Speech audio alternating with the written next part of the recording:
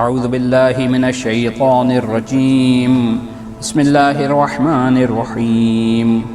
السلام علیکم محترم سامعین، کتاب فضائل مصطفیٰ صلی اللہ علیہ وآلہ وسلم جو کہ جناب سید علی شیر نقوی صاحب نے تحریر فرمائی ہے، اس کا 20واں حصہ پیش خدمت ہے، اور اس 20ویں حصے کا آغاز اس کتاب کے باب نمبر 4 یعنی اعلان بعثت مصطفیٰ صلی اللہ علیہ وآلہ وسلم کے عنوان ایک ہاتھ پر چاند اور دوسرے پر سورج بھی رکھ دیں تو تبلیغ سے باز نہیں آؤں گا سے کرتے ہیں۔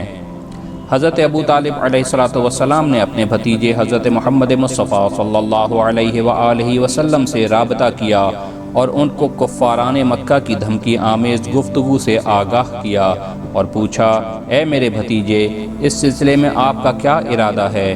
پیغمبر خدا نے اس کے جواب میں ایک جملہ فرمایا، چچا جان، خدا کی قسم، اگر یہ لوگ میرے دائیں ہاتھ پر سورج اور بائیں ہاتھ پر چاند بھی رکھ دیں تو میں پھر بھی تبلیغ مذہب حق سے باز نہیں آؤں گا۔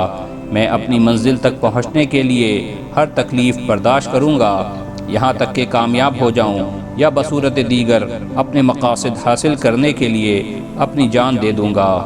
حضرت ابو طالب علیہ السلام نے اپنے بھتیجے کا یہ جواب سننے کے بعد فوراً اعلان کیا کہ اے میرے بھتیجے، خدا کی قسم، میں ابو طالب تمہاری حمایت و مدد سے کبھی ہاتھ نہیں اٹھاؤں گا، تم اپنا کام جاری رکھو یہاں تک کہ اپنی منزل تک پہنچ جاؤ۔ اگلا عنوان ہے سرداران قریش تیسری مرتبہ ابو طالب علیہ السلام کی خدمت میں۔ دین اسلام کے بڑھتے ہوئے اثر کو دیکھ کر سرداران قریش کی نیندیں اڑ گئی تھیں، وہ اکثر آپس میں جلسے کرنے اور سوچ بچار کرتے۔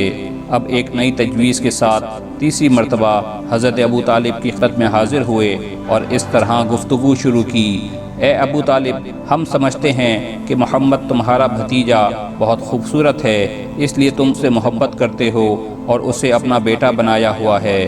ہم اس کے بدلے تمہیں اس وقت ایک خوبصورت جوان جو عقل مند ہے، شاعر ہے، ادیب ہے کو پیش کرتے ہیں کہ تم اسے اپنا بیٹا بنا لو اور محمد صلی اللہ علیہ وآلہ وسلم کو ہمارے حوالے کر دو۔ یہ سننے کے بعد حضرت ابو طالب کا چہرہ سرخ ہو گیا اور فرمایا، تم نے کتنی گھٹیا بات کی ہے، کیا اپنا بیٹا جگر گوشہ تمہیں دے دوں کہ تم اسے پھانسی چڑھا دو اور تمہارے بیٹی کی میں تربیت کروں؟ خدا کی قسم، ایسا کبھی نہیں ہو سکتا۔ کفار کے سرداروں میں سے ایک کہنے لگا، ہم نے بڑی موزوں تجویز دی تھی لیکن آپ نے قبول نہیں کی۔ اس پر حضرت ابو طالب علیہ السلام نے فرمایا، میں تمہاری ایسی کوئی تجویز قبول نہیں کروں گا اور تم میرے خلاف جو کرنا چاہتے ہو کرو۔ یہ سن کر تمام سرداران قریش اٹھ کر چلے گئے۔ اس بات کا حوالہ کتاب فروغ ابدیت از آیت اللہ جعفر سبحانی ہے۔ اگلا عنوان ہے سرداران قریش کی مسلمانوں کو اذیت دینے کی حکمت عملی۔ سرداران قریش کو یقین ہو گیا کہ وہ حضرت ابو طالب علیہ السلام کو حضرت محمد مصطفیٰ صلی اللہ علیہ وآلہ وسلم کے خلاف کبھی راضی نہیں کر سکیں گے اور نہ ہی حضرت محمد مصطفیٰ صلی اللہ علیہ وآلہ وسلم کو تبلیغ اسلام سے روک سکیں گے، لہٰذا انہوں نے مسلمانوں پر تشدد کرنے کا اور اذیت دینے کا سلسلہ شروع کر دیا۔ اگلا عنوان ہے پہلی مہاجرت حبشہ کی طرف۔ بنی ہاشم کی مضبوط پوزیشن کی وجہ سے کفار مکہ پیغمبر خدا کو تو اذیت نہیں دے سکتے تھے، لیکن آپ کے ماننے والوں کو تنگ کرنا شروع کر دیا۔ جہاں کوئی اکا دکا مسلمان ملتا اسے پیٹتے، اذیت پہنچاتے، ظلم کرتے، مال اسباب چھین لیتے۔ جب پیغمبر خدا صلی اللہ علیہ وآلہ وسلم کو بتایا گیا تو آپ نے فرمایا، حبشہ کی طرف مہاجرت کر جاؤ، کیونکہ وہاں ایک عادل حکمران ہے جو کسی پر ظلم نہیں ہونے دے گا۔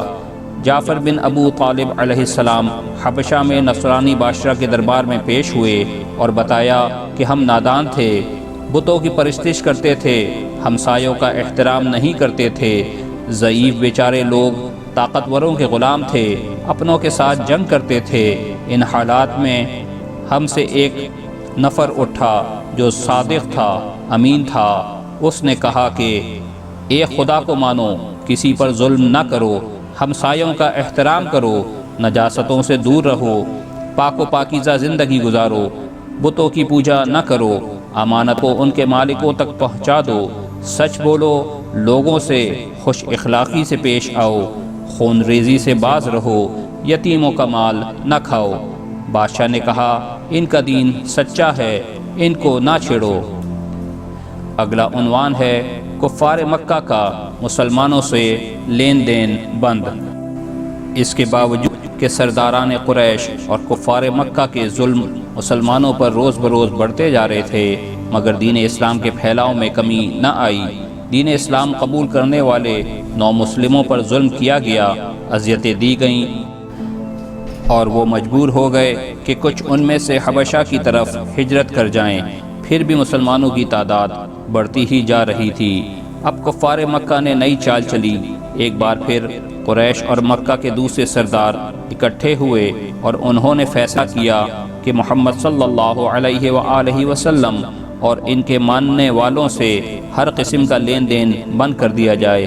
اس طرح یہ اقتصادی دباؤ میں آ کر مفلوج ہو جائیں گے اور ان کی افزائش رک جائے گی۔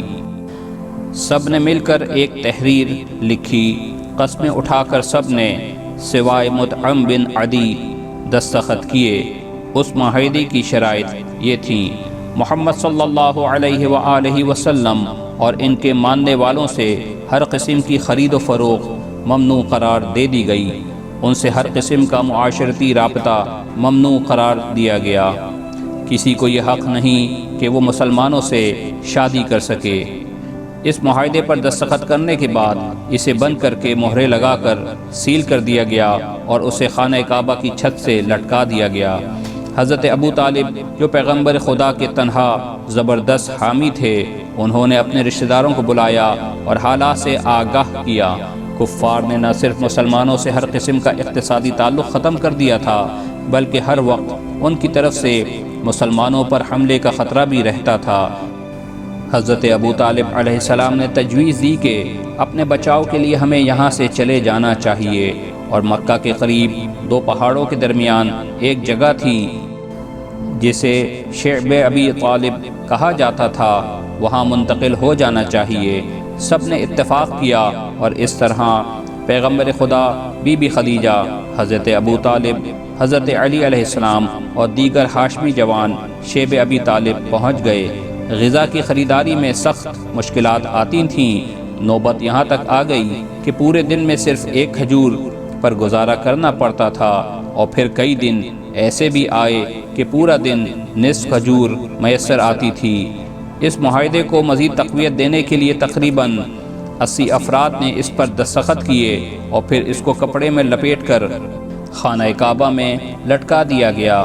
حضرت ابو طالب علیہ السلام سے کہا گیا اس فیصلے پر لازمی عمل ہوگا یہاں تک کہ آپ کا بھتیجا اپنے اعلان اور عمل پر نادم ہو۔ آئیے تاریخ کے دوسرے ابواب سے اس محاصرے کے دوران رنج و تکالیف کی داستان بھی بیان کرتے چلیں۔ یہ محاصرہ ماہ محرم سال 7 بعثت سے شروع ہوا اور 3 سال یا 4 سال تک جاری رہا۔ یہ وقت بنی ہاشم پر، ان کی عورتوں پر اور ان کے بچوں پر بہت سخت گزرا، کیونکہ کفار و مشرکین مکہ نے بنی ہاشم سے ہر طرح کا تعلق قطع کر لیا تھا، لہٰذا بنی ہاشم کو کھانے پینے کی اشیاء بھی میسر نہ آتی تھیں۔ بعض اوقات کچھ لوگ چھپ کر کچھ کھانے کی چیزیں پہنچا دیتے تھے۔ اس محاصرے کے دوران سب سے اہم چیز حضرت ابو طالب کے لیے یہ تھی کہ کسی طرح اپنے بھتیجے حضور پاک کی نگہبانی اور حفاظت کی جائے۔ انہیں ڈر تھا کہ کہیں کفار مکہ حضور صلی اللہ علیہ وآلہ وسلم کو قتل نہ کر جائیں، لہذا دشمنوں کی اس کارروائی کے خطرے کے پیش نظر وہ اکثر حضور صلی اللہ علیہ وآلہ وسلم کو بستر بدل بدل کر سلاتے تھے اور ان کے بستر پر اپنے بیٹے علی علیہ السلام کو سلا دیتے تھے۔ حضرت ابو طالب اس بات پر راضی تھے کہ اگر کفار رات کی تاریکی میں میرے بھتیجے حضرت محمد مصطفیٰ صلی اللہ علیہ وآلہ وسلم کو قتل کرنے کی سازش کریں یا پہاڑ ابو قبیس کی چوٹی سے ان کے بستر پر پتھر پھینکیں تو میرا بھتیجا بچ جائے اور اس کے بدلے میرا بیٹا علی قتل ہوتا ہے تو ہو جائے۔ حضرت ابو طالب علیہ السلام صحیح معنوں میں نگہبان رسول تھے، اسی لیے ان کو نگہبان رسالت بھی کہا جاتا ہے۔ 3-4 سال تک شیب ابی طالب میں رہنے کی وجہ سے تمام افراد کی صحتیں گر گئیں۔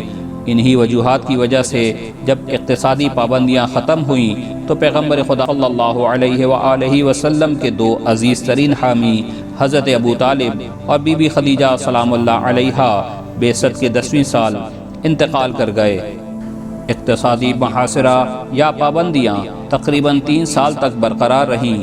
پورے سال میں ماہ حرام میں تھوڑی سی نرمی ہوتی تھی جس میں مسلمان شیب ابی طالب سے نکل کر مکہ میں آ کر کچھ خریداری کر سکتے تھے، لیکن مسلمانوں کو خریداری میں بڑی پریشانیاں پیش آتی تھیں۔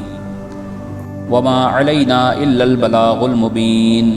آئیے آخر میں دعا کریں کہ اللہ تعالی ہماری اس عبادت کو اپنی بارگاہ میں قبول و مقبول فرمائے اور اس نیک عمل کا ثواب محمد و آل محمد علیہ السلام کی طرف سے تمام سامعین کو اور کل مرحومین مومنین مومنات اور شہداء کو عطا فرمائے۔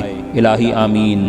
اللہم ارزقنی شفاعت الحسین یوم الورود۔ اللہم صلی علی محمد و آل محمد۔